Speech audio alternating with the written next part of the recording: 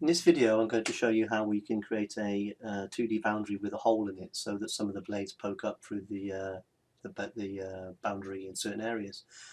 I go into the editor and I pick Z height bounding parameters, and then I go to 2D boundaries.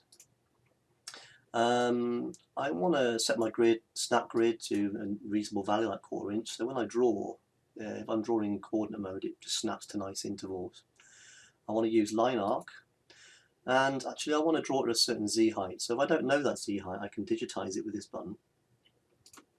And as you can see I'm in automatic mode here, so I can snap, say, to the quadrant of that and it will return me the height of that Z there. Okay. I want to go back to plan mode, and honestly I don't really need the other boundaries drawn on the screen, so I can just hide them. So they disappear and I create the boundary. So it's asking me, do I want to go to chord mode, so from this mode to this mode.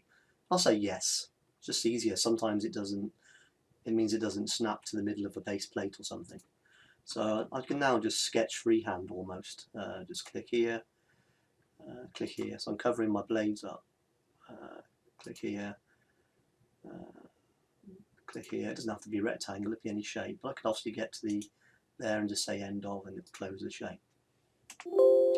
I do want to put a cutout in there, so I say yes. I want the cutout to be this circle. So I could just draw a rectangle honestly, but I'm going to show you how you can do a circle. I need to go back to automatic mode, and I need to snap. My first position is the end of there. I then need to say I need to go to tangential arc mode, so right click and say switch to tangential arc mode. Center point obviously is the center of that arc, and then another point to determine the actual plane you're on is escape through XY. Now for ease I always pick the other side first to get the other end of there, so I get half of it done.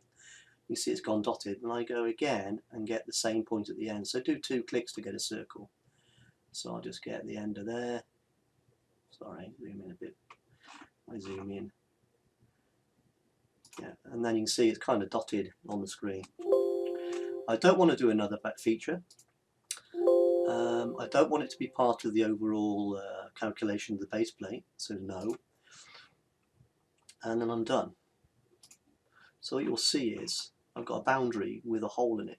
If I say OK to this, you can see when I come out of here, if I try to delete that boundary, you should see it highlighting with a hole in it. Right. So you might want to draw another boundary, you know, a little square boundary or something, just to prevent this going any higher. So you could just draw a simple rectangular boundary. I'll show you that now again. I could have done this at the same time, but let me go in. So Z height, 2D boundaries.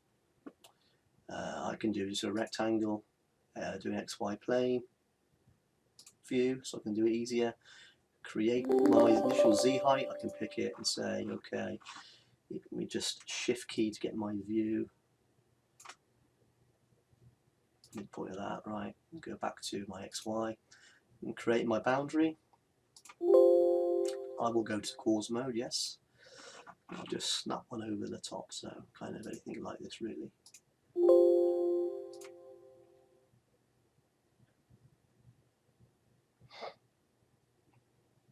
So done. So now you see I've got this will stop this going any higher, and that will go up through the hole. If I rebuild the fixture, it should be good. So that concludes that. Thank you.